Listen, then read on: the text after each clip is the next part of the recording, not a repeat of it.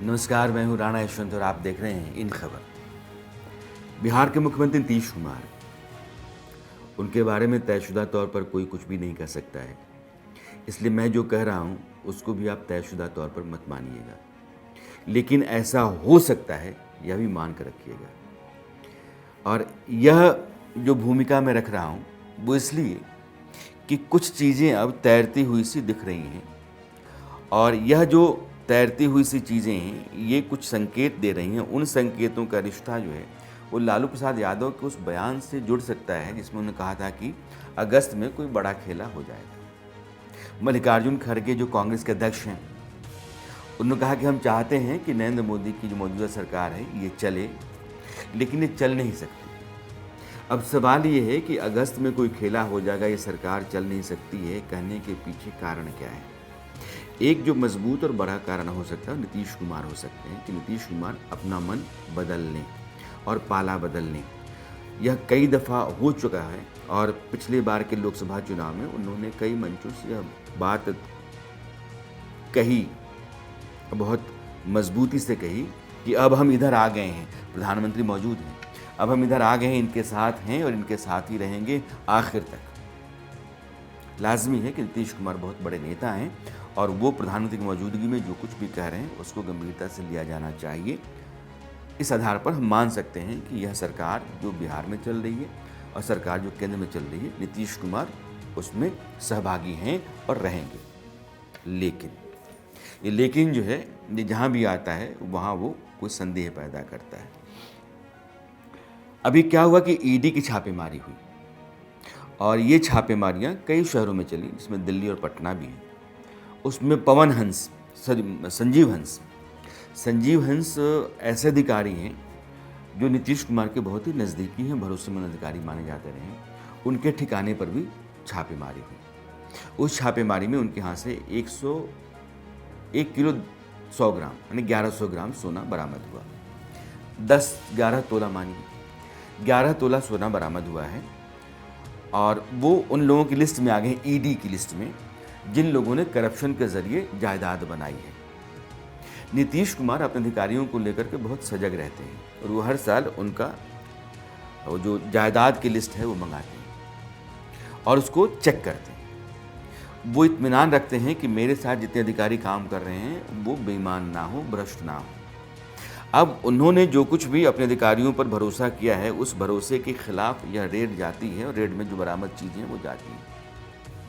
अब यहाँ एक टकराव की स्थिति बनती है।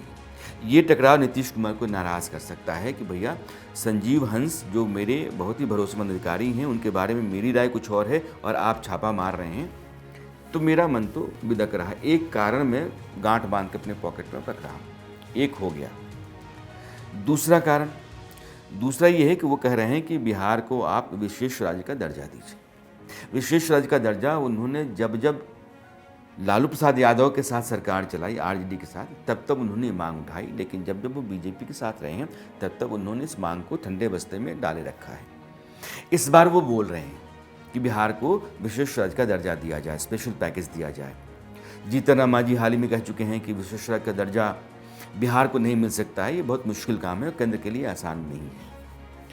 लेकिन ये एक कारण है नीतीश कुमार के लिए, पूरा हो या ना हो, लेकिन हम अपनी मांग आपके सामने रख रहे हैं, लगातार रख रहे हैं, उसकी पूर्ति नहीं हो रही है, उस पर सुनवाई नहीं हो रही है, तो ये दूसरा कारण है। हमने इसकी भी गांठ बना ली और पॉकेट में रख लिया। तीसरा है कि उन्होंने बिहार में आरक्षण का दायरा बढ़ाया। जातिगत जनगणना हुई, उस जनगणना के आधार पर जिन जातियों की स्थिति जैसी दिखी है उसके बाद उन्होंने बिहार में जो आरक्षण का दायरा है उसको बढ़ाया और बढ़ाने के बाद केंद्र को वो लिस्ट भेज दी और वो चाहते हैं कि आप उसको संविधान की 9वीं अनुसूची में डाल दो।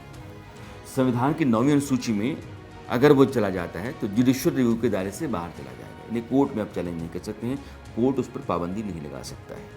अभी तक केंद्र ने 9वीं अनुसूची में नहीं डाला है।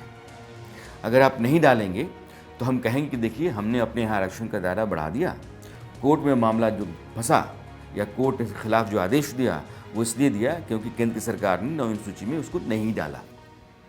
अगर डाल दिया होता तो कोर्ट में मामला फंसता नहीं और रोक लगती नहीं। तो ये स्थिति अभी तो है कि मैदान खुला हुआ है। लेकिन जैसे ही आपने नहीं, बहुत लंबे समय तक आप इसको नवीन डालते हैं तो कहें कि हमने जो कहा और हमने जो किया उसके साथ केंद्र की सरकार सहमत नहीं दिखती है, ऐसा मुझे लगता है, क्योंकि उन्होंने अभी तक 9वीं अनुसूची में उसको डाला नहीं है और ये मामला जुडिशियल रिव्यू के तहत कभी भी आ सकता है। तो एक गांठ और हमने पॉकेट में डाल ली। अब मामला है कुछ चुनावों का, दिल्ली और झारखंड।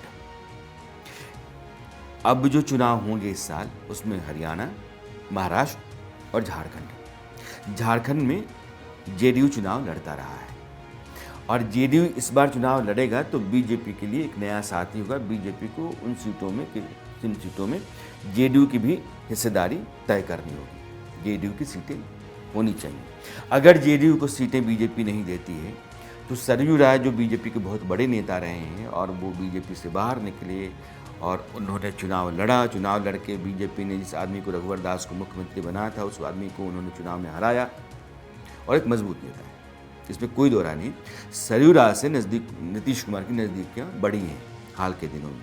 तो एक विकल्प लेकर के वो चल रहे हैं कि झारखंड के चुनाव में अगर जेडीयू को मनमाफिक सीटें बीजेपी नहीं देती है तो सरयू राय के साथ हम हाथ मिला लेंगे और झारखंड में चुनाव में हम उतरेंगे तो बीजेपी के नुकसान का सौदा होगा, क्योंकि सरयू राय की जो ज़मीन जनाधार है वो मोटे तौर पर बीजेपी की ज़मीन जनाधार है। तो वहाँ भी एक टकराव की स्थिति बन सकती है झारखंड के चुनाव में, और झारखंड के चुनाव के लिए आपको फैसले करने होंगे अगस्त से। इसलिए यह झारखंड में अगर पेंच फंसता है तो गांठ बन जाएगी, उस गांठ को भी रख लेंगे तो कहने के लिए उनके पास हो जाएगा कि देखिए हमने मेरे अधिकारियों के ऊपर ईडी के छापेमारियाँ हो जाती हैं, मैंने आरक्षण का दायरा बढ़ाया, उसको नवीन सूची में इन्होंने डाला नहीं, हमने झारखंड में साथ लड़ने को कहा, हम तो कहीं जा नहीं रहे थे, हम तो कहते थे आपके साथ ही लड़ेंगे, लेकिन साथ लड़ने देने को तैयार नहीं है, इसलिए हम फिर सरयू राय के साथ चले गए, उनको अपने साथ मिला लिया। और ये जो शीर्ष राज्य का दर्जा मैं बिहार के लिए मांगता हूँ, बिहार की भलाई के लिए, वो भी हमको नहीं मिलता है, तो हमको तो कुछ मिला ही नहीं, सारी वादा खिलाफी हो गई। इसलिए मेरा मन जो है वो बदल गया है और मैं अब इधर आ गया, एक नया विकल्प मैं तैयार कर रहा हूँ। मैं फिर से कहता हूँ कि मैं जो कुछ भी कह रहा हूँ इस पर तयशुदा तौर पर कोई मुहर लगा नहीं सकता है, लेकिन जो कुछ भी कह रहा हूँ इसको तयशुदा तौर पर खारिज भी नहीं किया जा सकता है। तो नीतीश कुमार आज की तारीख में क्या सोच रहे हैं और आगे 1 महीने, 2 महीने, 3 महीने के बाद क्या हो सकता है, ये समझ पाना थोड़ा मुश्किल है। इसलिए ये सवाल किया जाना चाहिए कि नीतीश बाबू सब कुछ ठीक है ना?